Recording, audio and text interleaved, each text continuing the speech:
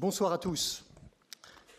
Nous avons le plaisir ce soir d'accueillir M. Emmanuel Todd, qui a accepté de venir débattre avec le professeur David Turtry à propos de son dernier ouvrage, « La Troisième Guerre mondiale a commencé », paru au Japon en juin 2022.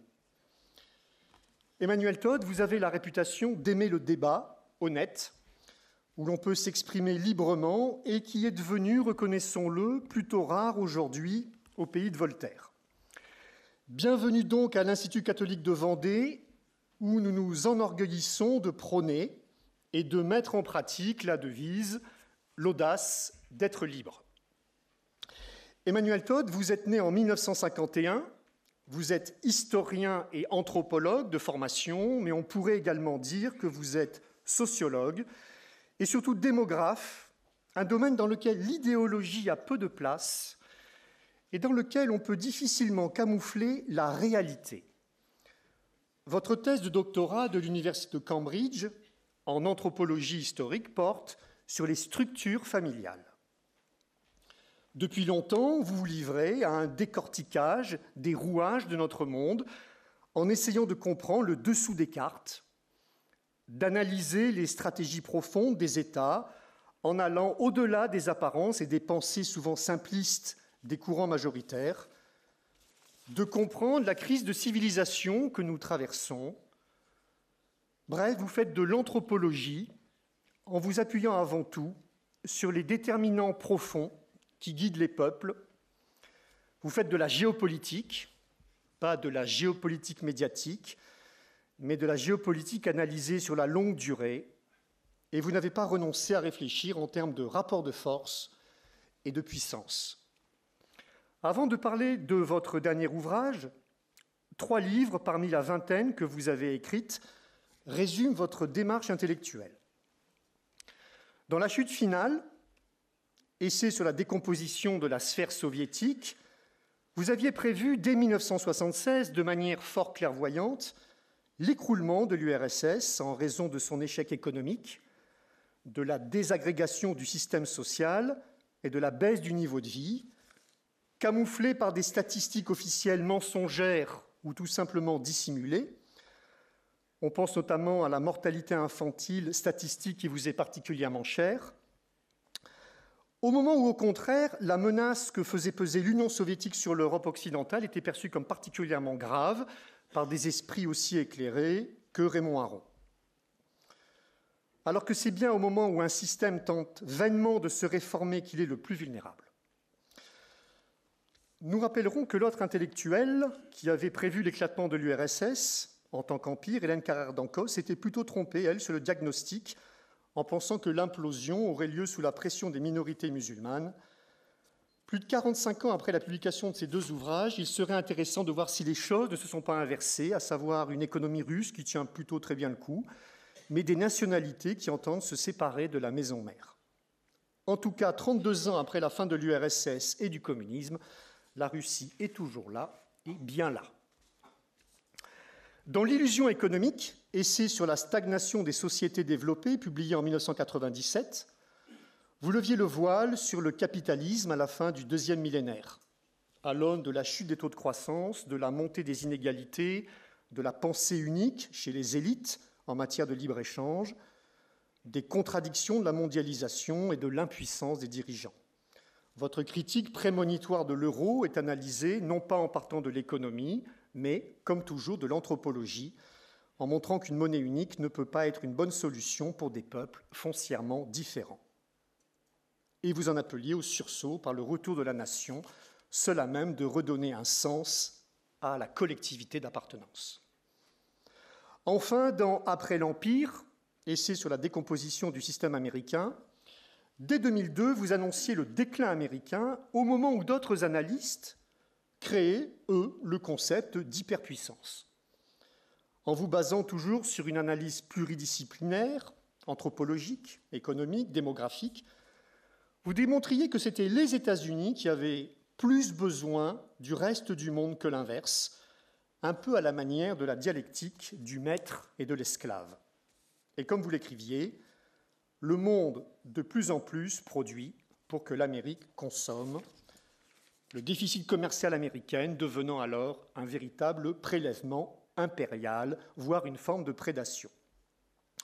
Alors que le rôle des États-Unis fut déterminant et positif dans l'après-guerre pour reconstruire une Europe ravagée, leur puissance militaire serait désormais devenue la seule manière de maintenir leur universalisme idéologique. La lutte contre le terrorisme aurait même été instrumentalisée par eux, afin qu'ils puissent réellement apparaître comme la nation indispensable, comme le disait Madeleine Albright, pour éviter le chaos sur une planète de plus en plus instable. Le phénomène d'oligarchisation, pour reprendre vos termes, expliquerait d'ailleurs le déclin de la démocratie américaine.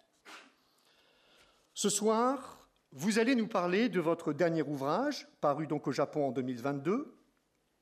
Selon vous, la Troisième Guerre mondiale aurait bien commencé en février 2022 en Ukraine. Et en mettant en évidence la part idéologique et culturelle de cette guerre, vous pensez qu'elle peut durer, car elle est vécue de manière existentielle pour la Russie, point de vue que partage un autre grand analyste américain, John Mearsheimer. Vous pensez également qu'en se lançant dans les sanctions économiques, les Occidentaux n'avaient absolument pas détruit l'économie russe, comme ils affirmaient vouloir le faire. L'économie russe semble plutôt bien résister, mais ont plutôt largement contribué à transformer cette économie russe en une économie de guerre. Par ailleurs, vous estimez que la Russie n'est pas isolée, peut compter sur une forme de neutralité bienveillante de la part d'autres pays, je pense aux BRICS, mais également à de nombreux pays en Afrique. Après vous avoir écouté, nul doute que nos étudiants ne manqueront pas de vous interroger sur les grands débats de ce conflit. Les Russes misent-ils sur l'essoufflement économique des Occidentaux? Les Européens sont-ils ceux qui paieront le prix le plus lourd dans cette guerre en termes d'appauvrissement? La Russie n'éprouve-t-elle pas une sorte de mépris pour une Europe jugée décadente, faible et prétentieuse, et en ne souhaitant finalement plus parler qu'avec les États-Unis, comme durant la guerre froide? La neutralisation de l'Ukraine, à la manière de la Finlande et de l'Autriche durant la guerre froide, n'était-elle pas la solution la meilleure pour les populations et pour l'Europe en général? Assiste-t-on d'une manière générale à la fin de l'Occident? La Russie, la Chine, l'Inde, la Turquie ont-ils réussi à créer cette collusion tacite entre ex-bloc socialiste et un peu l'ex-mouvement des non-alignés que leur détestation d'un Occident arrogant réunit? L'Amérique peut-elle continuer à dominer sans le dollar? Quel est là-dedans le jeu de la Pologne? Que fait la France dans le commandement intégré de l'OTAN? Que pensez-vous du bellicisme ambiant? Et enfin, la formule que l'on prête à l'historien François-Auguste Mignet en 1824 à propos de la déclaration de guerre de la France à l'Autriche en 1792. Le véritable auteur de la guerre n'est pas celui qui la déclare, mais celui qui la rend nécessaire.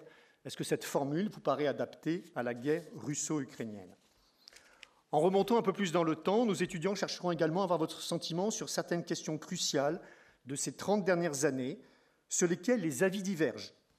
L'Occident a-t-il réellement laissé tomber la Russie en 1991 en profitant de la faiblesse du président Eltsine, ou bien est-ce un mythe? A-t-on refusé à la Russie sa place dans la nouvelle architecture européenne qui s'était construite? Par leur interventionnisme tous azimuts, les Occidentaux ont-ils créé des précédents fâcheux qui servent aujourd'hui aux Russes pour justifier leur propre interventionnisme, que ce soit au Kosovo en 1999, en Irak en 2003, en Libye en 2011? L'élargissement de l'OTAN était-il vraiment nécessaire ou n'est-il justifié a posteriori qu'au nom d'une prophétie autoréalisatrice? Que peut-on penser du slogan « autonomie stratégique de l'Europe » ? La Chine souhaite-t-elle réellement aider la Russie? C'est M. David Turtry qui débattra avec vous ce soir, docteur en géographie et chercheur associé au Centre de recherche Europe-Eurasie. Il est maître de conférences en sciences politiques à l'ICES. Spécialiste du monde caucasien, ses travaux portent sur la géopolitique de la puissance russe. Il est l'auteur, en 2021, d'un ouvrage largement remarqué par la critique, « Russie, le retour de la puissance ». Monsieur Emmanuel Todt, je vous souhaite une excellente soirée à l'ICES et vous cède avec grand plaisir la parole.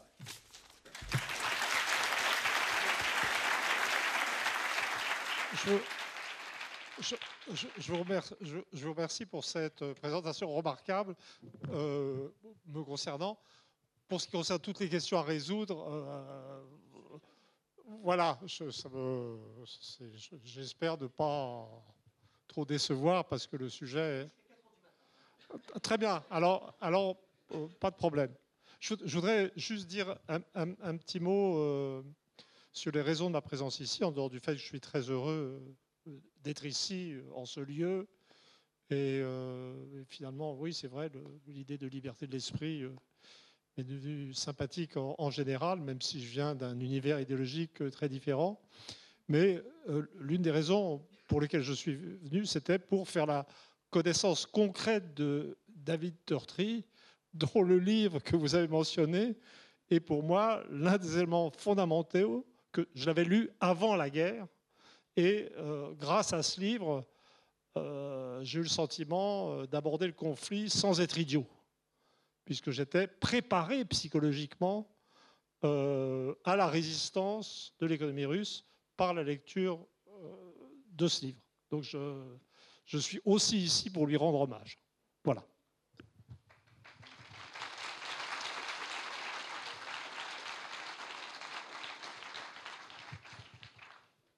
Merci beaucoup. C'est un hommage qui, évidemment, est un peu lourd à porter, mais je vais essayer d'être à la hauteur.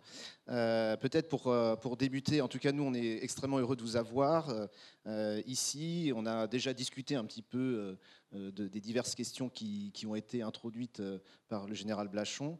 Et peut-être revenir finalement à cet ouvrage qui était publié au Japon. Alors le Japon, ça nous permet de décentrer le regard. Et je pense que ça, c'est un élément extrêmement important parce que le regard sur ce conflit en Occident, il est tellement auto-centré qu'on a du mal finalement à en discerner les enjeux. Et ce qui fait que, eh bien, on va de surprise en surprise, finalement. On va de surprise en surprise à la fois dans le déroulement de ce conflit, dans effectivement ce qu'on a évoqué, la résistance inattendue de l'économie russe, mais aussi dans le positionnement des acteurs à l'international, hein, et notamment le fait que finalement l'Occident est beaucoup moins suivi qu'il ne l'aurait pensé. Et puis on peut constater au travers par exemple, de tournées africaines un petit peu difficiles pour certains de nos dirigeants et d'autres événements de ces derniers jours, par exemple sur l'activisme de la Chine au Moyen-Orient, eh bien que les choses ne se passent pas du tout comme prévu. Et alors, ma première question renverrait à la dimension qu'on peut donner à ce conflit. Donc vous parlez de Troisième Guerre mondiale. On parle plutôt dans nos médias de conflits ukrainiens, parfois de conflits russo-ukrainiens. Dans quelle mesure, si on se rapporte au titre de cette conférence, on est dans un conflit européen, parce que finalement, on le dit ici et là quand même, c'est le plus important conflit en Europe, effectivement, depuis la Seconde Guerre mondiale. Quelle est la dimension finalement européenne de ce conflit? Et deuxième question qui va peut-être avec cette première question, on attendait plutôt comme Troisième Guerre mondiale, ou en tout cas comme conflit majeur, les États-Unis et la Chine, autour de Taïwan, ou en tout cas en mer de Chine, donc une confrontation en Asie-Pacifique. Et on nous l'annonçait depuis assez longtemps. Et finalement, ce conflit de très grande ampleur quand même, il a lieu en Europe. Comment l'expliquer? Bon, alors je voudrais dire d'abord que pour moi, la situation est fondamentalement compliquée et évolutive. C'est-à-dire, on dit, j'ai publié un livre au Japon, c'est tout à fait vrai, il s'en est vendu 100 000 exemplaires, mais c'est un recueil d'interviews fait à chaud. Il s'était publié en juin dernier, donc très tôt. Et il y a des thèses très simples sur la surprise des difficultés militaires russes, de la résistance militaire ukrainienne, la constatation de la résistance de l'économie russe, la perception, comment dire, je traite beaucoup cette guerre, moi, comme un test de réalité. C'est-à-dire qu'en fait, on est... les questions disent, alors que si vous ouvrez les télévisions, les types qui savent tout sur tout, qui s'excitent ensemble sur les plateaux, et donc ils savent ce qui va se passer, même si ça n'en finit pas d'être le contraire de ce qu'ils ont dit avant. Et pour moi, j'ai fini par comprendre. Alors, il y a des éléments de prévision. C'est-à-dire que, par exemple, avant même de lire le livre de David Tortrey, moi, j'étais arrivé à la conclusion que la Russie était vraiment une société qui avait retrouvé stabilité et normalité, parce que le taux de suicide s'était effondré, parce que le taux d'homicide s'était effondré, parce que le taux de mortalité infantile, ça fait un peu bizarre de dire mon indicateur fétiche, parce que c'est pas très gai, mais c'est pas simplement qu'il avait baissé très vite, c'est que maintenant le taux de mortalité infantile russe est inférieur au taux de mortalité infantile américain. Et donc en fait, sur cette dimension-là, alors l'espérance de vie russe reste beaucoup plus basse, mais elle augmente, alors que l'espérance de vie américaine, elle baisse. Donc moi, je partais d'une situation où je voyais une Russie qui se stabilise, et puis des États-Unis et un monde, une anglosphère qui, je dirais, qui entre en crise. Mais donc, il y a des éléments de prévision. Je suis encore capable de... Enfin, j'étais capable très tôt, appuyer sur ces indicateurs-là, sur le bouquin de David Tortrey, de voir que ça n'allait pas être si simple que ça pour l'Occident. Et quand Bruno Le Maire a produit cette théorie que j'appelle maintenant le Bruno Le Mairisme, qui est qu'on va bousiller l'économie russe en 3 coups de cuillère à peau, bon, ça, je savais que ça n'allait pas se produire quand même. Mais au-delà de ça, je dirais que l'ampleur de la résistance économique russe, pour moi, au-delà de ce qu'on pouvait imaginer. L'ampleur des sanctions aussi a été au-delà de ce qu'on peut imaginer. Et l'ampleur de la résistance russe a été au-delà. À mon avis, même les dirigeants russes sont agréablement surpris de la résistance. De même, la capacité de résistance de l'armée ukrainienne est aussi une surprise, même si on tient compte du fait que, comment dire, le nombre d'hommes engagés par la Russie dans l'opération, non, je ne veux pas d'histoire, je vais dire l'invasion. Je ne veux pas dire l'opération militaire spéciale, qui est idéologiquement compromettant. 80 000 hommes, c'était rien du tout. Pour envahir la Tchécoslovaquie en 1968, il y avait 500 000 hommes. C'est petit, la Tchécoslovaquie. Donc, mais quand même, il y a eu une résistance de l'armée ukrainienne. Et j'ai fini par comprendre, ou enfin en tout cas à me raconter pour me rassurer, que la question, à partir du moment où on est engagé dans cette guerre, dont on voit qu'elle dure, etc., c'est plus tellement de prévoir, c'est d'accepter d'être modeste dans les événements et de se consoler de notre incapacité à prévoir en nous disant qu'au moins ça va nous dire la vérité sur le monde. Donc ça va nous dire la vérité, ça nous dit la vérité sur la Russie, sur sa capacité de résistance. Ça nous dit une certaine vérité sur l'Ukraine. Ça nous dit une certaine vérité sur le monde occidental. Donc par exemple, ça serait quoi la vérité sur l'Ukraine? Moi, je ne parle pas russe, et mon ukrainien n'est pas meilleur l'existant. Mais la grosse surprise, par exemple, c'est que l'Ukraine, à la veille de l'attaque russe, était considérée par tout le monde comme une société en décomposition. On ne pouvait plus savoir si elle avait perdu 10 ou 15 millions d'habitants, puisque l'Ukraine ne fait plus de recensement depuis 2001. qui est caractéristique des pays qui ne veulent pas savoir la vérité sur eux-mêmes.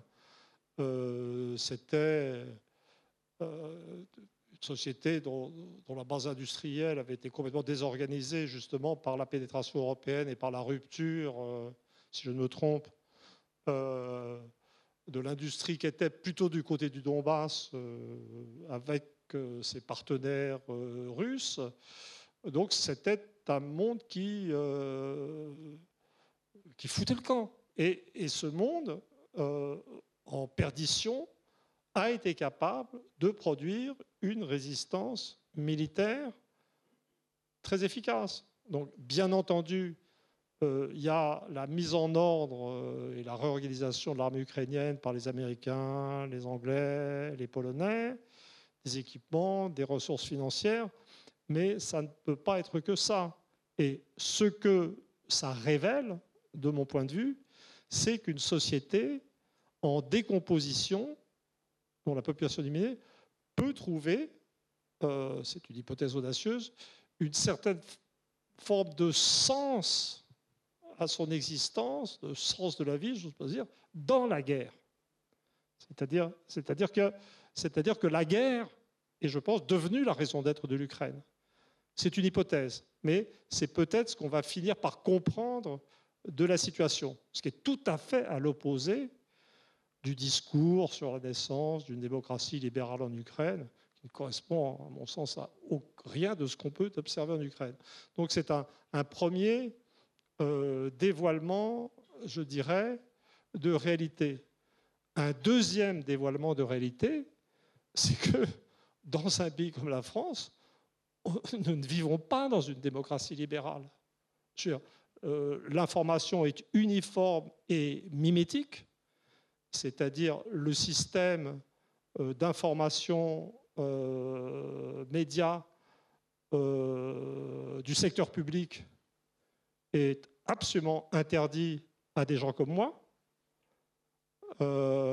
Ça ne serait pas vrai de chaînes comme LCI ou BFM TV, qui sont assez délirantes en général. Et là, j'ai reçu des invitations que j'ai refusées le plus souvent. Je suis allé une fois à une émission de François Langlais, qui est un type solide et qui aime comprendre les trucs. Mais là, j'ai été invité. Et puis, j'ai pu m'exprimer dans le Figaro, dans des endroits d'ailleurs inattendus. Je veux dire, par exemple, je suis en train de découvrir...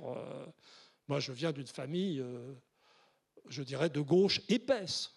Vous voyez, avec 3 grands-parents communistes. Et le 4e social-démocrate autrichien. Vous voyez, c'est vous dire à quel point j'ai été élevé dans un milieu catholique de droite. Voilà. Et donc, l'une des choses que je dois commencer à essayer de comprendre, c'est pourquoi je reste un type de gauche assez banal, moi-même. Hein. Je ne suis pas du tout... je me définirais maintenant comme un conservateur de gauche. Parce que je crois en l'égalité, ce qui est une valeur un peu archaïque. Donc, je suis un conservateur de l'idée d'égalité. Mais donc, je dois réfléchir à cet état... c'est pas du tout du totalitarisme en France. On peut s'exprimer, il y a des trucs vidéo, il y a des journaux encore. J'ai pu faire des choses dans Marianne, comme je disais, le Figaro. Mais on a... Enfin, quand on voit les types s'exciter sur des plateaux de télévision de ces politiques, par exemple, qui relèvent de l'État et qui reprochent le contrôle des médias par Vladimir Poutine, on a envie de hurler de rire. Vous voyez ce que je veux dire? C'est-à-dire que ce n'est pas la totalité. Mais nous, on n'est pas en guerre en plus, en théorie. En théorie, on n'est pas en guerre. Donc il y a tout un élément de révélation du fait que je ne pense pas qu'on puisse dire que la France, au stade actuel, est une démocratie libérale. Ce n'est pas une surprise complète, puisque j'avais écrit un bouquin qui s'appelait « Après la démocratie », vers 2006 ou 2007. Donc on y est. Mais quand on fait un référendum ici qui ne plaît pas aux dirigeants, on s'assied dessus, je pense à 2005. Mais quand même, là, pour cette chose incroyable qui produit sur nous tous, je pense, un effet de sidération de l'arrivée de la guerre sur le continent européen, c'est quand même hyper étrange de se rendre compte qu'on a un système d'information totalement uniforme et donc... et qui me met dans une situation où maintenant, j'ai l'impression... alors, il y a des gens qui m'accusent, pas tant que ça, finalement, d'être un kremlinolâtre ou un poutinophile ou un anti-américain, un américanophobe, je ne sais pas. Mais non, en fait, moi, mon combat actuel, c'est pour la pluralité de l'information en France. Vraiment, c'est tout, quoi. Voilà. Alors, la révélation la plus importante, je crois, ça renvoie plutôt à ce livre, L'illusion économique, qui a été cité, c'est sur la réalité de l'économie occidentale et la réalité de l'économie américaine. C'est-à-dire que au début de la guerre, donc le Bruno-Le-Mérisme devait considérer implicitement, et les néoconservateurs américains, qu'un pays comme la Russie, dont le PIB doit représenter, en ajoutant la Biélorussie quand même, par courtoisie, c'est une plaisanterie privée, si on peut dire, et doit faire 3,3% du PIB occidental, c'est-à-dire Union européenne, anglosphère, Japon, Corée. Et donc nous tombons sur cette énorme surprise de ce 3% qui peut faire face à cette masse immense de l'Occident collectif, c'est comme ça qu'on dit. Et donc, en fait, qu'est-ce que ça veut dire, ça? Ça veut dire simplement que le PIB ne représente plus rien du tout. Ça veut dire que le PIB américain, c'est des médecins trop payés, avec une mortalité qui augmente d'ailleurs, des médicaments trop chers, avec la même mortalité qui augmente, des avocats trop payés, des je ne sais pas quoi, enfin, n'importe quoi en fait, et que ça ne correspond pas à la réalité. Et que, je dirais symétriquement, le 3% russe cache la réalité physique de l'économie russe. Ça, c'est ce que j'ai découvert dans le bouquin de David Tortry avec le redécollage de l'agriculture russe après 2014. J'ai découvert le retour des Russes dans le domaine de la production de centrales nucléaires et de divers d'autres éléments. Et donc ça, c'est un énorme test de réalité qui est en train, ces jours-ci, d'arriver à maturité parce qu'on arrive à ce qu'on appelle guerre d'attrition, pas tellement la guerre d'attrition sur les hommes, mais la guerre d'attrition sur les matériels, où on voit... Alors la presse quand même américaine, la presse anglaise est folle. Hein. Je veux dire, honnêtement, la lecture du Guardian, c'est le seul que je lis régulièrement parce que c'est gratuit. Je veux dire, déjà ils étaient un peu fous pendant le Brexit, le Guardian, mais alors là maintenant c'est terminé, ils sont en coma dépassé. Hein. C'est vraiment c'est hallucinant. Mais dans la presse américaine, sur le site du CNN, on trouve des informations.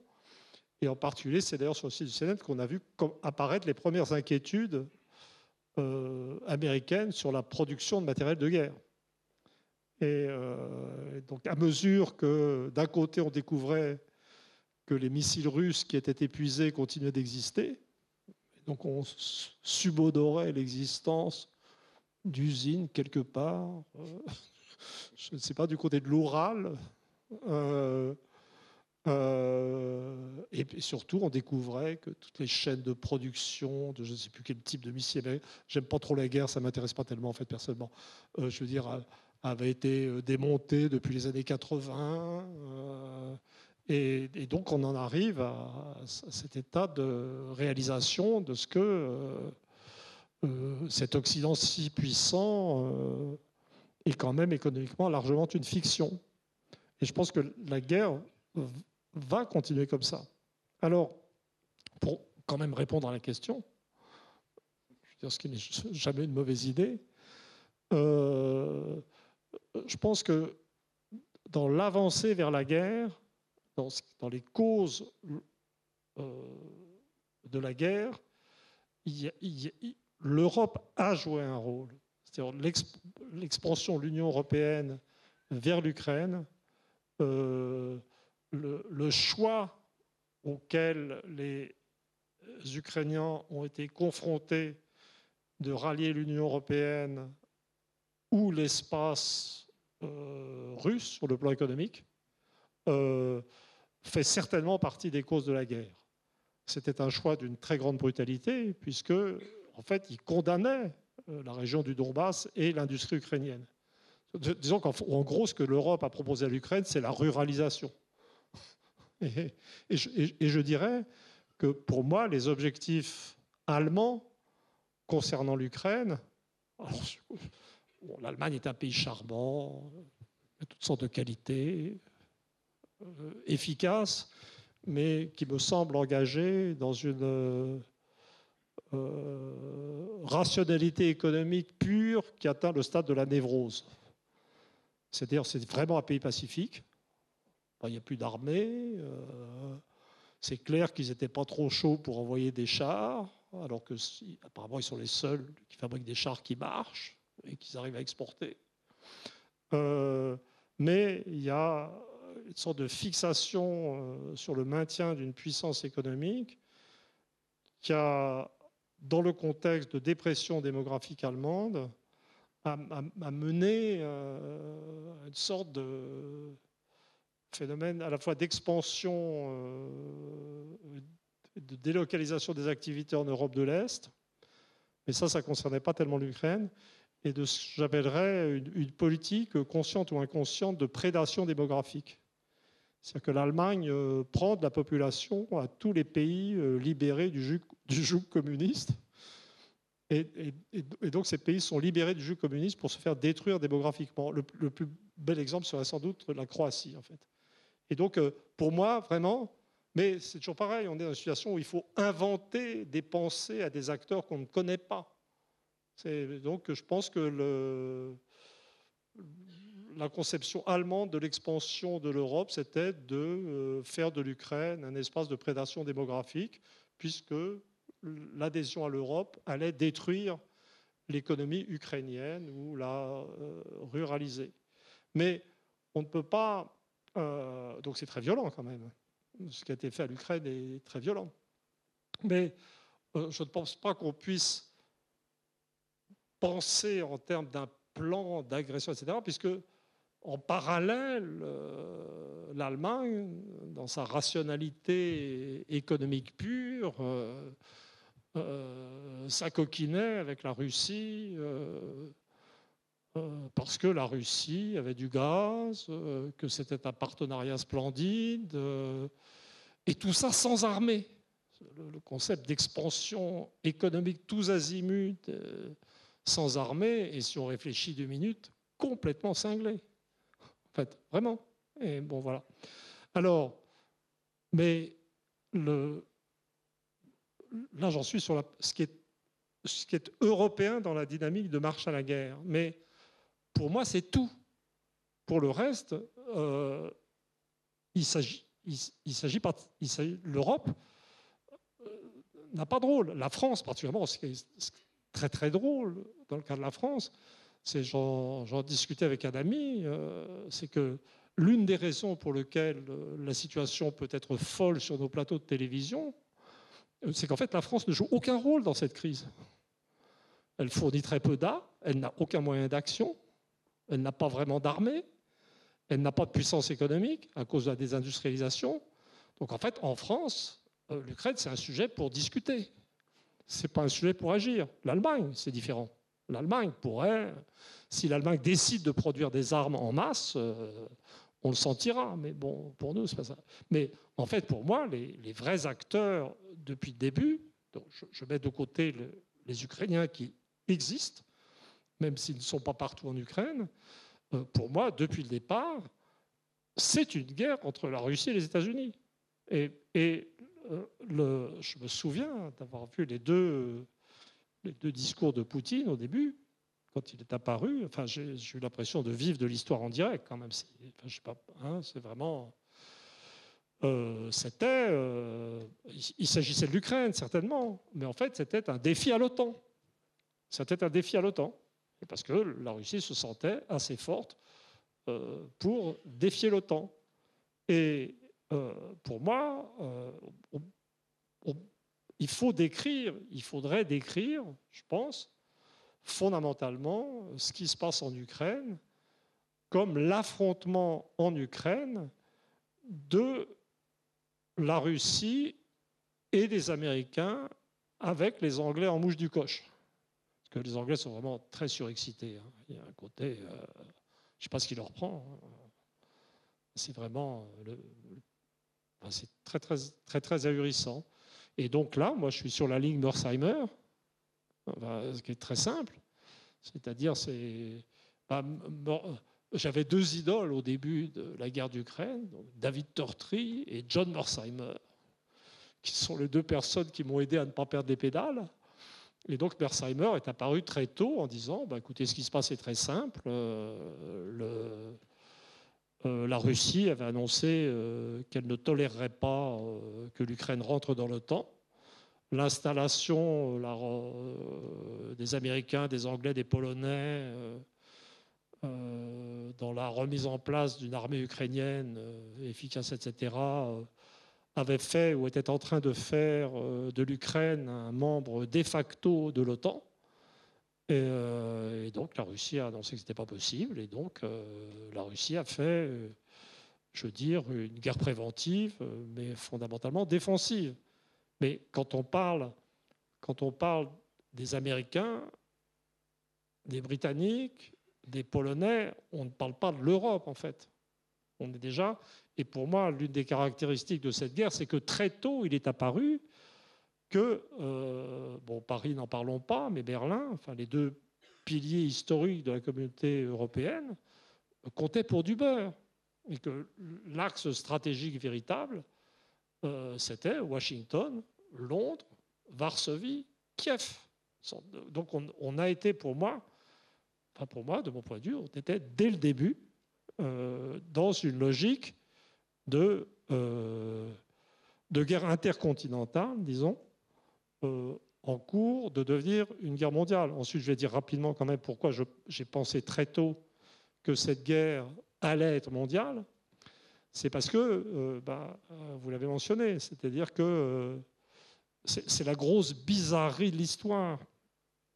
C'est-à-dire que le boulet de mon existence actuelle, c'est un contrat d'édition que j'ai signé aux éditions du Seuil sur le problème des rapports entre la Chine et les États-Unis. Hein? Donc moi, j'ai pensé très tôt qu'il n'y a pas de vaste menace chinoise parce que la Chine est à la veille d'une dépression démographique très puissante. Donc il n'y a pas de... Et que les États-Unis n'auraient pas la force. Bon, j'y croyais pas, mais comme David l'a dit, c'est la vraie surprise, et peut-être c'est de ça qu'il faudrait parler, c'est pourquoi, dans un monde où tout le monde était sur les starting blocks, moi compris, pour analyser l'inéluctable conflit entre la Chine et les États-Unis, ce qu'on a eu, c'est un conflit entre les États-Unis et la Russie, mais avec quand même un retour progressif de la première réalité. C'est-à-dire que les Chinois... Il y a des domaines, d'habitude je suis plutôt empirique, j'aime bien avoir des données pour réfléchir. Mais là, en fait, ce que pense Poutine, vraiment, ce que pense Xi, etc., vraiment, je suis mal informé. L'intérieur de leur cerveau. Et donc là, il faut ne plus être un empirique anglo-saxon, il faut être un rationaliste français. Et donc on fait cette hypothèse incroyable de nos jours, c'est que les Chinois sont normalement intelligents. Vous voyez ? mettez ça sur des hypothèses nouvelles. Les Chinois sont normalement intelligents. Et donc, ils sont... D'accord. Ah, mais moi, je n'ai pas peur de me mouiller. Hein. Je suis un type courageux, je fais des hypothèses. Hein, et avancées. Et donc, les Chinois, normalement intelligents... Non, mais je dis ça parce que, vous voyez, pendant des mois, on a eu un discours, oui, les Chinois veulent bien soutenir un peu les Russes, mais pas trop. Et puis, en fait, les rapports avec les États-Unis sont très importants. Et puis, vous savez, il y avait tous les pékinologues qui interprétaient des mots chinois. Les Chinois reprochaient ceci ou cela à la Russie. Je ne sais pas si vous vous souvenez. Voilà. Bon, ça voilà. Mais quoi?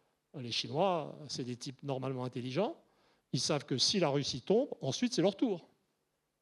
Et donc, en fait, depuis le début, les Chinois n'ont aucun choix que de soutenir la Russie. C'est tout. Et donc, moi, c'est ça qui m'a fait penser, dès le début, que la guerre était mondiale. Alors évidemment, j'étais un peu aidé puisque je voyais la Chine de Tokyo. Donc c'est difficile de ne pas voir la Chine quand on a des liens personnels avec le Japon. Hein. C'est difficile de ne pas les voir.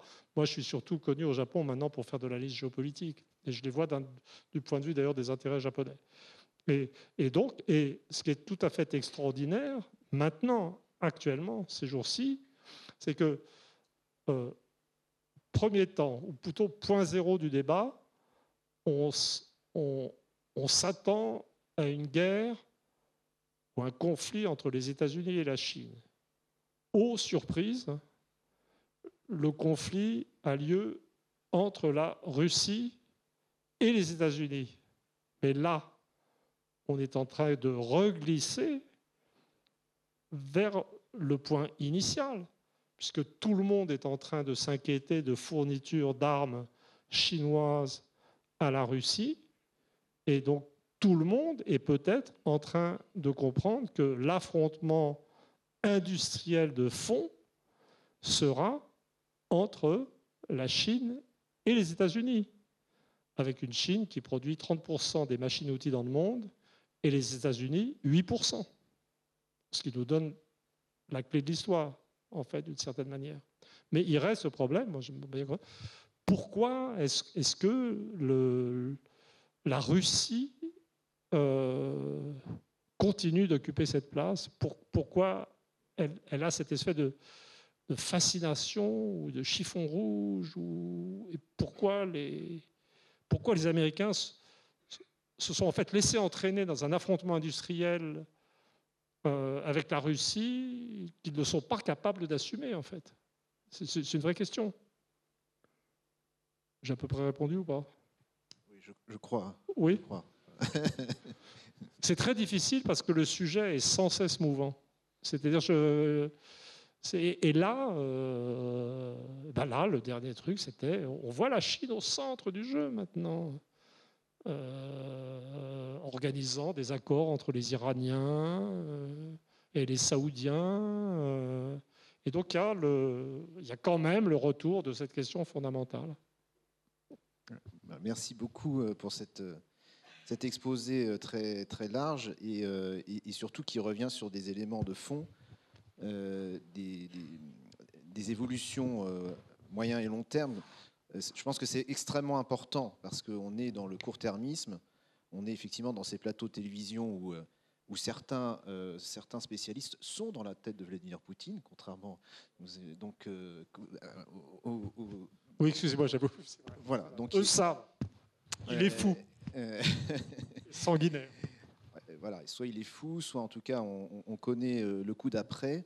Donc soyons peut-être un peu plus modestes, mais en même temps essayons de voir d'essayer de voir transparaître le fond de l'affaire et ce que vous avez dit sur les surprises. En fait, on a été de surprise en surprise. Hein. Effectivement, cette résistance ukrainienne inattendue qui renvoie à la question de l'identité des Ukrainiens, mais pas seulement, parce que après tout, rappelons-nous, la guerre civile russe, c'était des Russes et des Russes qui se battaient. Est-ce que ça voulait dire qu'il y avait une identité particulière d'un côté et de l'autre? Dans le conflit actuel sur le terrain, vous avez des Russes et en face, vous avez des russophones. 90% des soldats qui se battent sur le terrain partagent une même langue. Et quand vous regardez les élites russes, vous avez beaucoup de noms de famille qui sont typiquement ukrainiens, pratiquement au plus haut sommet de l'État. Quand vous regardez les élites ukrainiennes, vous voyez des noms russes partout. Donc ce conflit, il est extrêmement complexe. On peut rester au niveau déjà russo-ukrainien, on pourrait passer des heures à analyser les tenants et les aboutissants de ce conflit, la dimension identitaire, la dimension politique. Je lisais récemment le témoignage d'un jeune russe qui est né en Ukraine, qui s'est réfugié en Russie parce qu'il vivait à Mariupol, qui dit qu'il est complètement dans une situation infernale pour lui, parce que il se sent solidaire plutôt de l'Ukraine comme son pays de naissance, et en même temps, il se sent éthiquement russe. Et donc, il est écartelé.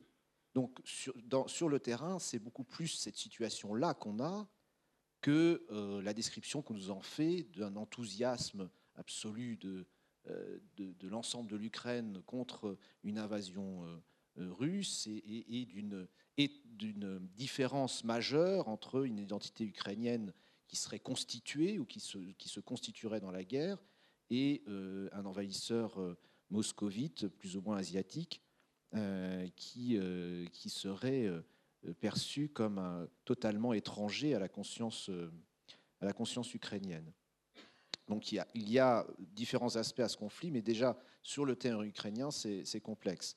Sur celui de l'économie, pour compléter un tout petit peu, je dirais que j'aurais plusieurs aspects. Le premier aspect sur la surprise sur les surprises liées à la résistance russe. Un premier aspect, c'est celui de la préparation qui a été celle de la Russie à une aggravation des relations avec l'Occident. Depuis au moins 2014, les autorités russes ont beaucoup travaillé pour se préparer à un éventuel choc. Alors ça ne veut pas dire qu'elles se préparaient à la guerre. Il n'est pas certain que c'était prémédité. Mais disons qu'on a eu beaucoup d'actions, notamment dans le système financier, avec la dédollarisation d'une partie de ce système financier, des actions concrètes sur un équivalent russe du SWIFT qui a été créé, qui permet aux banques russes de continuer à échanger entre elles, même si elles sont coupées du système occidental, un système de cartes bancaires russes qui a pris le relais automatiquement quand l'ensemble des cartes bancaires en Russie ont été débranchées de Mastercard et de Visa. Vous imaginez demain, si la France était débranchée des Visa et de Mastercard, on retourne à l'âge de pierre. En Russie, les Russes ne l'ont même pas ressenti, en tout cas en Russie même, parce que le système russe a aussitôt basculé pour continuer à faire fonctionner ces cartes pourtant occidentales, de banques russes, mais utilisant le système occidental. Donc, je ne vais pas rentrer dans les détails, mais il y a eu un véritable... Donc ça, c'est le premier élément, qui n'était pas assez bien analysé du côté occidental. Parce que le discours dominant chez les spécialistes, y compris chez les spécialistes de la Russie, c'est beaucoup de spécialistes, c'était de dire, oui, mais enfin, cette politique de souveraineté économique, elle ne donne pas de résultat. Le système Poutine est corrompu et inefficace, et donc, toutes ces actions, ça n'a pas d'impact majeur sur la réalité économique du pays. Il semblerait que ce soit un tout petit peu plus compliqué qu'il n'y paraît de ces analyses qui, par ailleurs, et c'était aussi une des motivations de mon ouvrage sur l'idée de la puissance. Le gros problème sur la Russie, mais peut-être pas que sur la Russie, c'est qu'on analyse la Russie au travers de l'analyse de ses élites. Alors certes, ça a un intérêt, mais souvent de son seul dirigeant. Voilà. la Russie, c'est Poutine, et Poutine, c'est la Russie.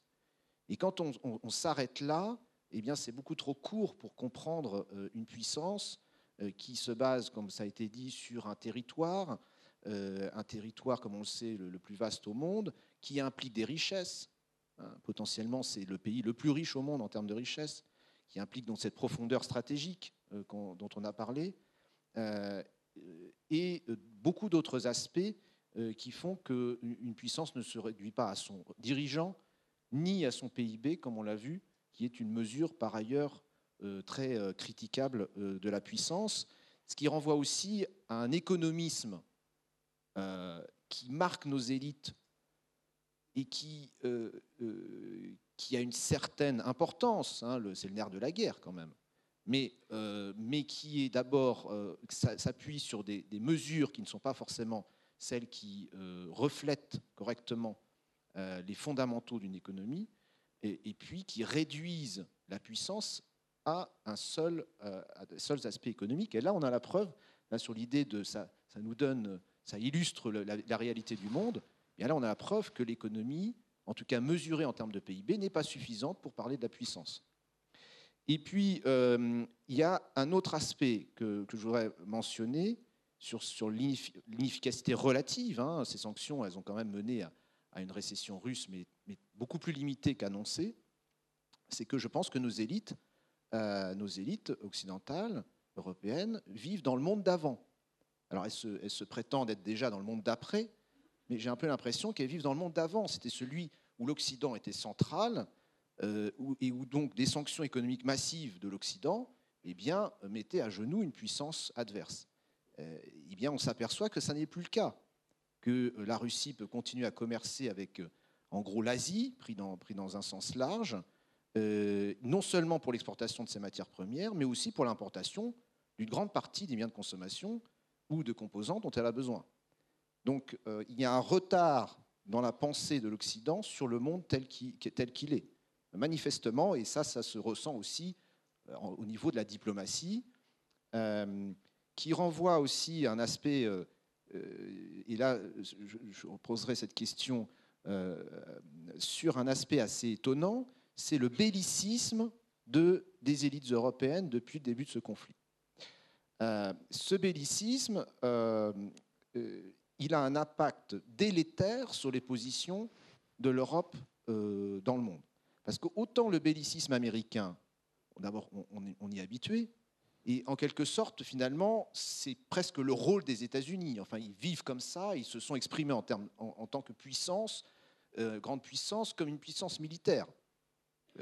Premier budget militaire mondial qui écrase tous les autres, hein, presque équivalent à l'ensemble des autres budgets militaires de la planète, et puis histoire marquée par la guerre récurrente. Et donc on n'est pas très surpris, et ça ne va pas forcément atteindre particulièrement leur image et leur capacité à agir. Par contre, l'Europe, elle s'était quand même placée sur un autre plan, c'était celui de la stabilité et d'une structure pourvoyeuse de paix, on va dire de paix et de stabilité. Or, des élites européennes bellicistes, mais comme ça a été dit, hein, comme Emmanuel Todd le dit, qui n'en ont pas vraiment les moyens par ailleurs, eh bien c'est délétère, et on le voit tout de suite, hein, dans les réactions des élites africaines, on a pratiquement tous les jours des nouvelles sur une sorte de presque, je dirais, de révolte, hein, en tout cas d'expression parfois très dure d'un désaccord avec l'Europe. On le voit dans le conflit ukrainien, hein, c'est quand même la Turquie et la Chine qui proposent tant bien que mal des plans de paix, et l'Europe qui dit non, attendez, laissez-nous, on veut continuer la guerre. C'est quand même le monde à l'envers.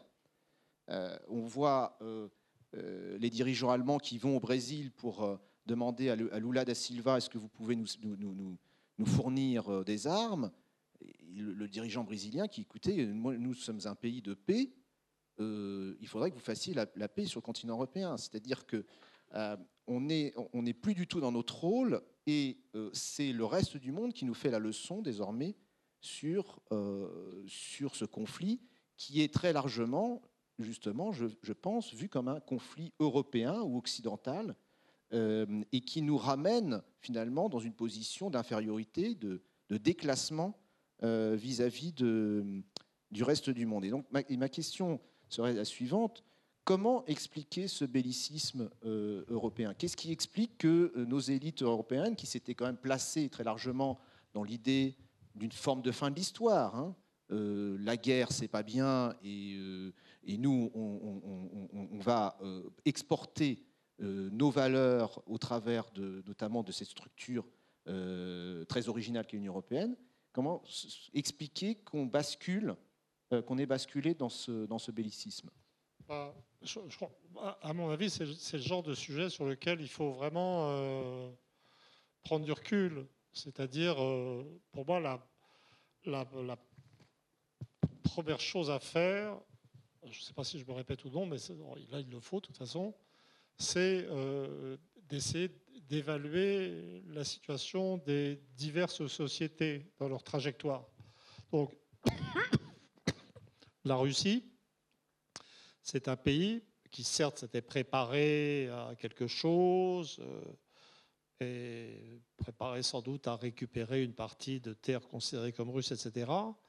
Mais c'est fondamentalement une société qui vient de survivre à l'effondrement du communisme, qui a souffert d'une façon abominable dans les années 1990 et qui a retrouvé, sous Poutine, dans les 20 dernières années, pour moi, ça va au-delà de la stabilité. C'est une société qui a retrouvé un sens des choses.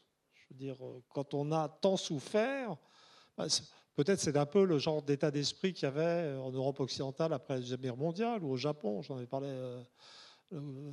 C'est déjà super d'avoir survécu.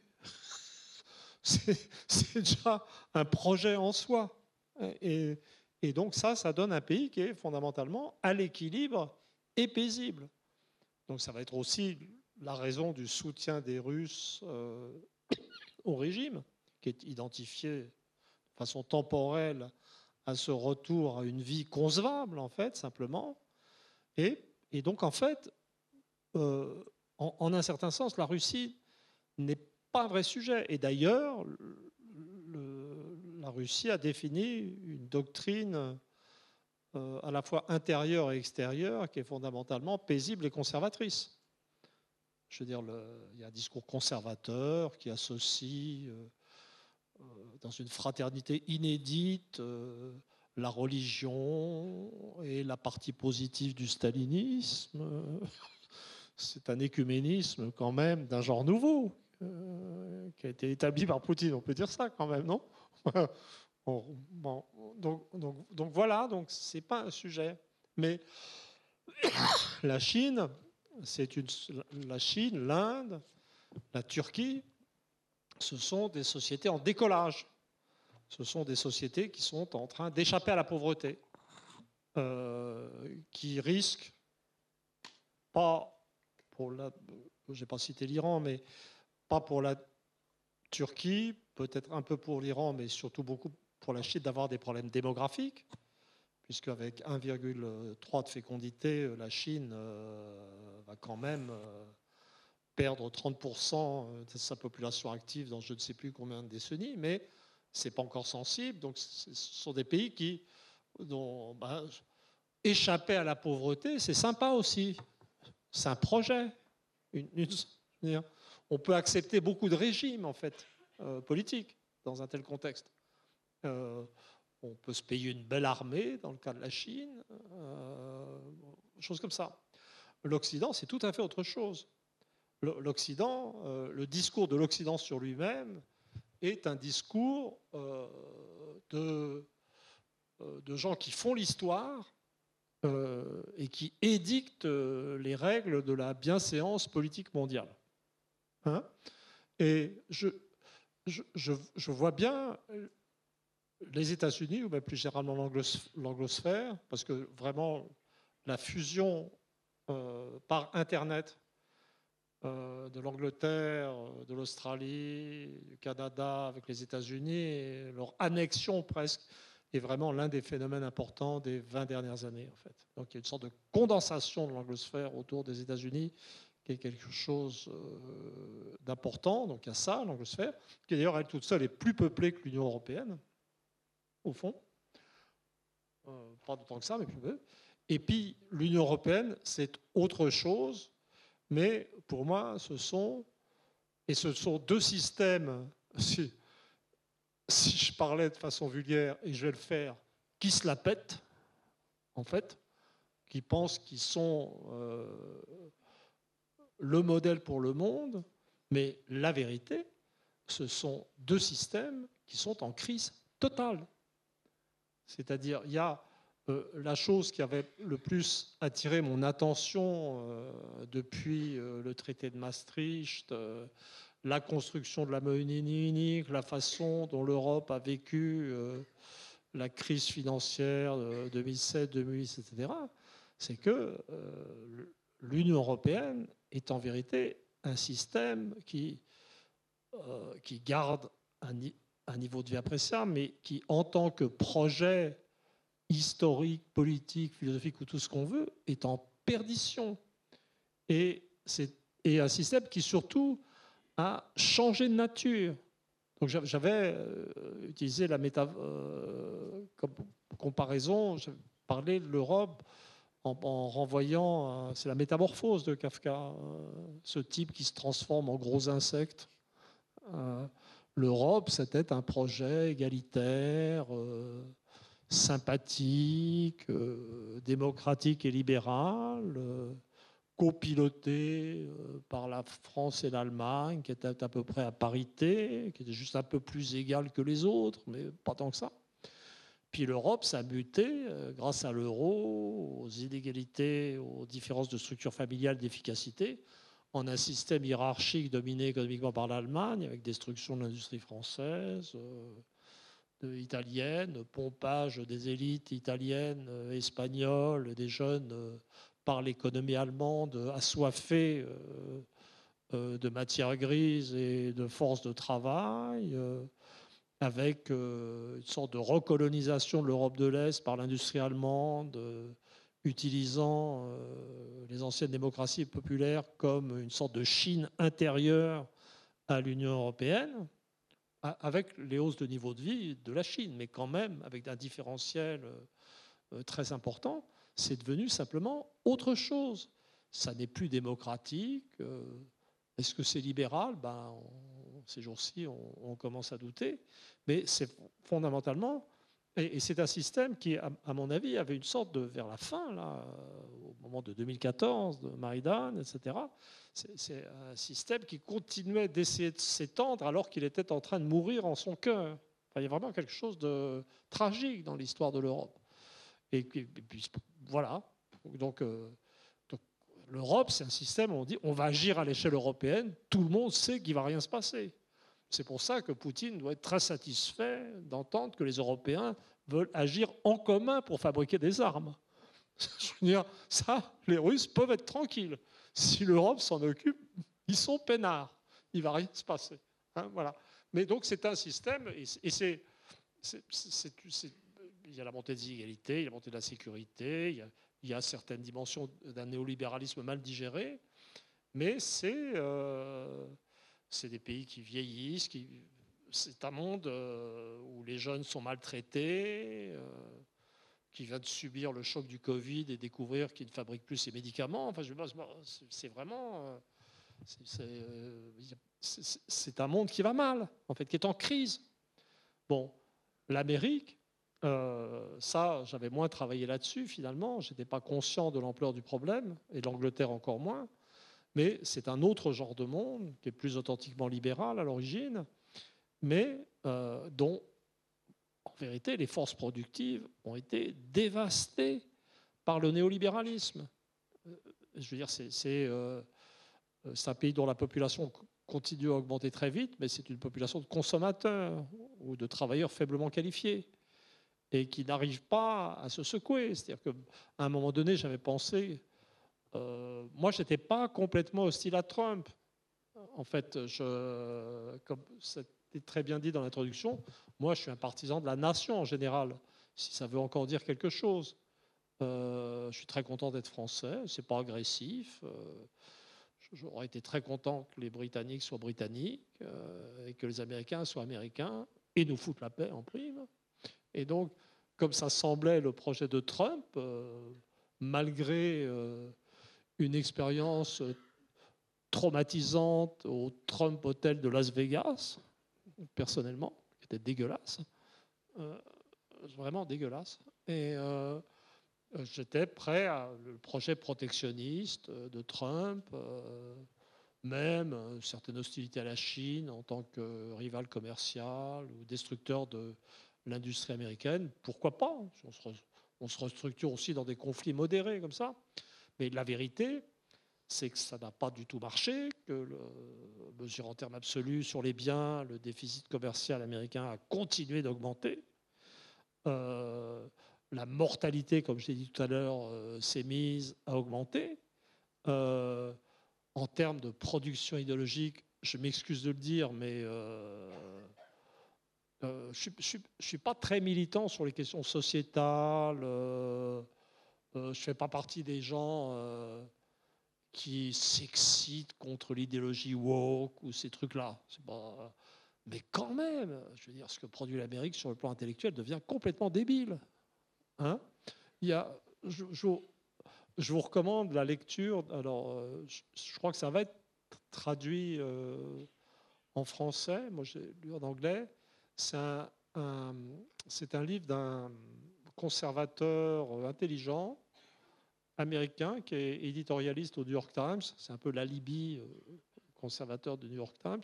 Un type qui s'appelle Ross Douthat. Alors, j'ai lu, il écrivait quelque part que même les Américains ne savent pas prononcer son nom. Ça s'écrit D-O-U-T-H-A-T, et qui a écrit un livre qui s'appelle The Decadent Society. Et il a ce merveilleux concept de Sustainable Decadence. Donc la décadence durable. Et vraiment, c'est un type vraiment intelligent. Hein. Et alors lui, il a l'idée que bon, les États-Unis sont décadents, que ça produit plus rien, etc. Mais que c'est pas trop grave parce qu'à l'extérieur, c'est pareil. Et donc que ça peut durer. En un certain sens, Poutine lui a dit que non. C'est un type très intelligent, mais qui a trouvé son maître. Et c'est pas très clair que la décadence américaine peut continuer à nos frais indéfiniment. Mais la vérité du monde actuellement, je fais un tour un peu rapide, c'est que le vortex, la crise, c'est l'Occident. C'est l'Occident qui est en crise. C'est ça qu'on a du mal à percevoir. C'est-à-dire, on est dans la stupéfaction de la guerre, etc. Et on est en crise. Et pour moi, le bellicisme de l'Occident, et un bellicisme sans les moyens de la guerre, c'est la crise de l'Occident. Je suis particulièrement sensible. Moi, je suis dans une prise de conscience de la crise anglaise que j'ai niée. Maintenant, je le répète un peu tout le temps en boucle parce que c'est le choc pour moi des derniers mois. Moi, j'ai été formé intellectuellement pour la recherche à Cambridge, en Angleterre. Je vénère l'empirisme britannique. Mes parents étaient bilingues. On aura beaucoup de mal à trouver des mots désagréables sur l'Angleterre de ma part dans les 50 dernières années. J'ai réussi à ne pas voir que Thatcher était une horreur, que Blair était une horreur, que même les Écossais n'en pouvaient plus d'être britanniques. J'ai cru que le Brexit allait marcher. Enfin, vraiment, le mec, 50 ans de retard. Vraiment. Et donc là, les gens qui croient qu'il y a... ou les gens qui pensent que le système hospitalier français est en crise et qui ont raison, je veux dire, n'ont pas été en Angleterre. On peut encore se faire soigner ici. Je veux dire, si on a un truc suffisamment grave ici, on sera soigné. Hein? Bon, en Angleterre, c'est pas sûr. Hein? Et ils commencent aussi à avoir les problèmes démographiques des Américains. Mais pour moi, c'est caractéristique sur le bellicisme que les Anglais sont les pires. Je pense que l'Angleterre est la société la plus menacée actuellement. L'Amérique a sa masse. Elle a ses ressources naturelles. Ils ont du pétrole, ils ont du gaz. Ils ont quand même une armée, même s'ils n'arrivent plus très bien à produire le nombre de missiles. Si le F-35 Cet avion sait tout faire sauf voler. C'est un concept.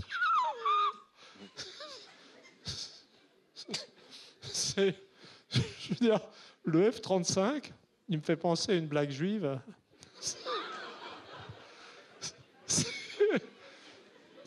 C'est un type qui a un camion de pantalons qui n'ont qu'une jambe. Et il revend son camion de pantalons qui a une jambe, il en revend un autre type. Puis cet autre type le revend à un autre type, et puis ça continue comme ça. Et puis finalement, il y a un mec qui dit, mais non, mais je ne vais pas t'acheter ce camion de pantalons, c'est idiot, ils n'ont qu'une jambe. Alors tu dis, c'est pas des pantalons pour porter, c'est des pantalons pour acheter, pour vendre, pour acheter, pour vendre. Ça, c'est le F-35. Donc, voilà. Mais je suis d'origine juive, hein. Et catholique, les deux. 50-50. Et donc, non, c'est pas vrai, il y a aussi des protestants dans la famille, mais donc, où est-ce que j'en étais? Je suis désolé, j'aime trop cette blague. Donc l'Amérique a sa masse quand même. Et puis, elle a ses services secrets, sa capacité de prédation. Et puis, elle a surtout la possibilité de fabriquer des dollars. Hein? Donc, par exemple, à un moment donné, je me suis dit, le nouveau modèle de guerre américain, c'est on donne des dollars aux Ukrainiens, et avec ces dollars, ils peuvent acheter des trucs en Europe occidentale qu'on ne fabrique pas. C'est un modèle, hein, on peut se poser des questions. Mais les Anglais n'ont pas ça. Les Anglais, ils ont détruit leur base industrielle encore plus que les Américains. Comme les Américains, ils ont très peu d'étudiants qui font des études d'ingénieurs, qui pourraient reconstruire ça. Et ils sont vraiment... Il y a un élément de folie dans la situation anglaise. Le plan économique de... Je m'excuse, on en a parlé tout à l'heure, de Liz Truss. Pour moi, Liz Truss m'a ramené à une conscience exacte de ce qu'est l'Angleterre. Parce qu'elle est quand même débile. Vous voyez, là, ça a été trop loin pour moi. Bon, je passe sur les problèmes de l'accent de Liz Truss et des choses là. Mais l'Angleterre est vraiment... il y a quelque chose de tragique dans cette situation. Et c'est le pays le plus belliciste.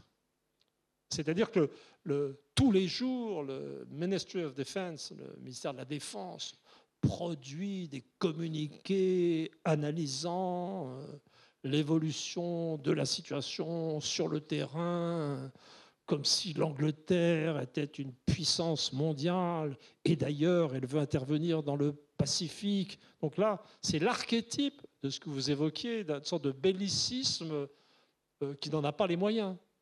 Et donc, pour moi, ce bellicisme, c'est la crise de l'Occident, mais c'est un bellicisme fictif, parce que, mais même l'Amérique, en fait, parce que ce qu'on disait du PIB américain, il faut peut-être l'appliquer à l'armée américaine aussi.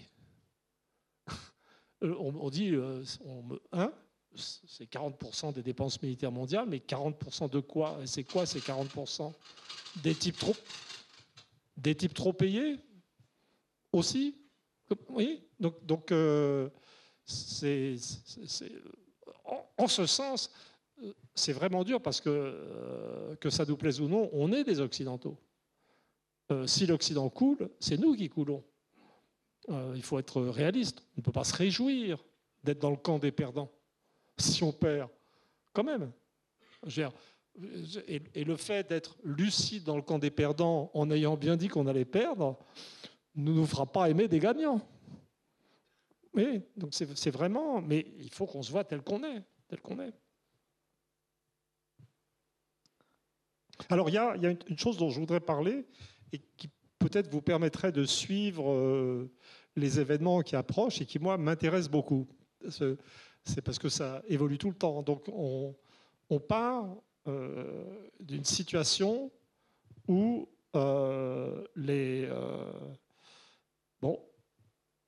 Poutine jette le gant à l'OTAN.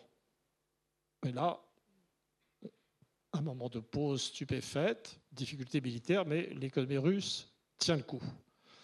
Alors, la plupart des pays du monde n'adoptent pas les sanctions de l'Occident collectif, mais quand même essayent de ne pas trop se mouiller. Parce qu'en fait, on ne sait pas trop comment ça va tourner. Et puis, à mesure qu'il est clair que la Russie va sans doute tenir, les gens se libèrent un peu. Les gens sont de plus en plus prêts à s'engager avec la Russie. Les Iraniens entrent dans une coopération militaire tout à fait évidente avec la Russie. Les Chinois durcissent le ton. L'Arabie saoudite, qui s'était contentée d'être complaisante avec la Russie sur le plan du pétrole, se réconcilie sous égide chinoise avec l'Iran. Mais ça, c'est peut-être un processus dynamique de... On n'est pas sûr. Hein. Moi, je ne suis pas comme les mecs sur les plateaux télé. Hein. Je ne lis pas l'histoire droit dans les yeux. Hein. On ne sait pas, c'est des hypothèses. Mais peut-être que ce qui est en train de se passer, c'est que, prenant conscience du fait que le défi russe aux États-Unis peut aller quelque part, eh ben, les gens se démasquent comme hostiles aux États-Unis. Je vais vous donner un dernier exemple qui vous surprendra peut-être. La Suisse. La Suisse, qui au départ avait semblé très complaisante avec la mécanique des sanctions occidentales et dont on supposait qu'elle perdait sa neutralité, etc., était simplement prise dans un mouvement dans lequel l'Amérique semblait, ou l'OTAN semblait contrôler la situation. Mais ces jours-ci, les gens accusent la Suisse de ne plus vouloir, ou de jamais vouloir livrer d'armes, etc. L'une des choses qui m'intéresse, que je trouve le plus fascinante, c'est sur l'Occident, on revient sur le concept de guerre mondiale, guerre européenne. C'est-à-dire que, en fait, à la veille de cette guerre, les gens pensaient tous en termes de reflux de la puissance américaine. Échec de la guerre d'Irak, reflux honteux d'Afghanistan. On était dans le genre de modèle que j'avais décrit après l'Empire, d'une rétraction du système américain. Et puis, la résistance des Ukrainiens, le ralliement de tout le monde autour des États-Unis a fait oublier ça. Et tout d'un coup, tout le monde disait « Ah, mais l'OTAN est formidable, l'Amérique est essentielle, etc. » Mais la vérité de la dynamique historique, c'est bien le reflux de la puissance américaine et la réorganisation du monde indépendamment des États-Unis.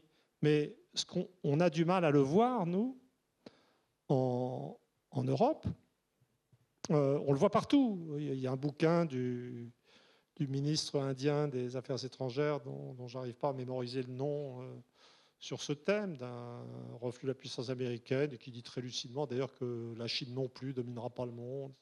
Mais nous, on a du mal à le voir parce que je pense qu'à mesure que le système américain se rétracte, il pèse de plus en plus sur les alliés et protectorats. C'est-à-dire le système américain, tel que le voyait Brzezinski, c'était, il sort de la Deuxième Guerre mondiale, c'est la conquête de l'essentiel de l'Allemagne et du Japon, deux puissances industrielles. C'est les deux piliers du système américain. Et puis il y a le reste du monde, etc. Et en fait, dans le reflux de l'impérium américain du monde unipolaire qui avait suivi l'effondrement du système soviétique, il me semble que les États-Unis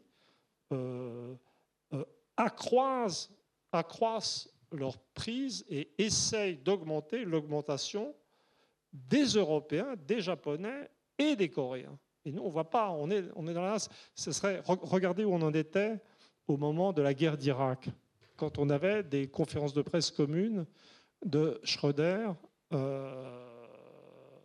Poutine et Chirac. L'Europe existait, il y avait une marge. Hein, et là, l'action américaine a brisé les accords entre la Russie et l'Allemagne. Les Américains ont fait péter Nord Stream. On est, en fait, avec la complaisance de nos dirigeants, pourquoi il faudrait le savoir, on est beaucoup plus sous emprise américaine. Ça doit avoir un rapport avec Internet pour moi, qui a condensé aussi pour nous. Donc, on est beaucoup plus sous emprise américaine qu'on ne l'était, alors que le reste du monde est en train de se dégager. Nous serons la dernière colonie. Oui, c'est très riant, je suis... Oui, c'est très optimiste. Non, mais non, c'est pour ça que... Mais là, je sais pas, on est pris de frayeur. Je suis effrayé par ce que je dis moi-même. Parce que ce que une séquence logique dirait, c'est que est-ce que la France a intérêt à une défaite russe ? C'est comme pour les Chinois. Je veux dire, si la Russie tombe, je crois qu'on peut dire adieu à ce qu'il nous reste d'industrie militaire en France. Hein. Les Américains nous feront la peau.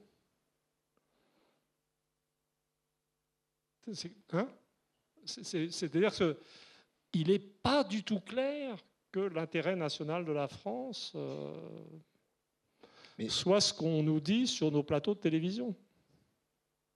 Mais est-ce que les élites françaises pensent leur politique dans cette catégorie ?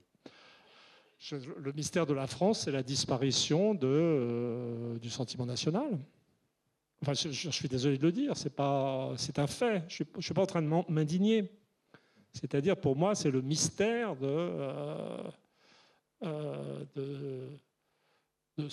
alors, est-ce que c'est une perversion ultime de l'universalisme français, de l'idée que l'homme est le même partout, et si l'homme est le même partout et qu'on n'est plus la première puissance de l'Europe, eh ben, autant cesser d'exister, d'être... je ne sais pas, il y a un mystère. Les Allemands ne sont pas du tout comme ça. Les Allemands pensent qu'ils sont Allemands. Enfin, il n'y a pas de... C'est très ce qui se passe en France est quand même assez particulier. Hein.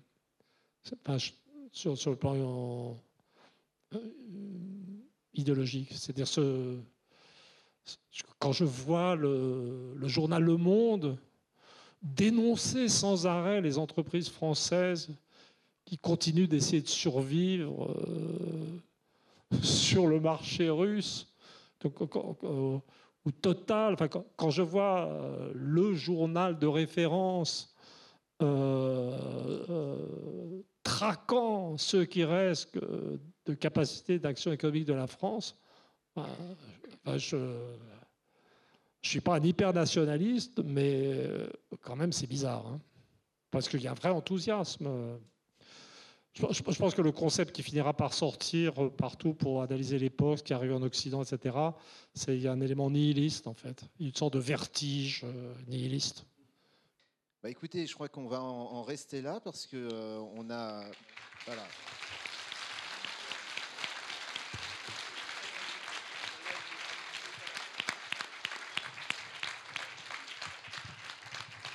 Et encore une fois, un grand merci à Emmanuel Todt de s'être déplacé, d'avoir gentiment répondu à toutes ces questions. C'est moi qui remercie pour l'invitation et l'accueil.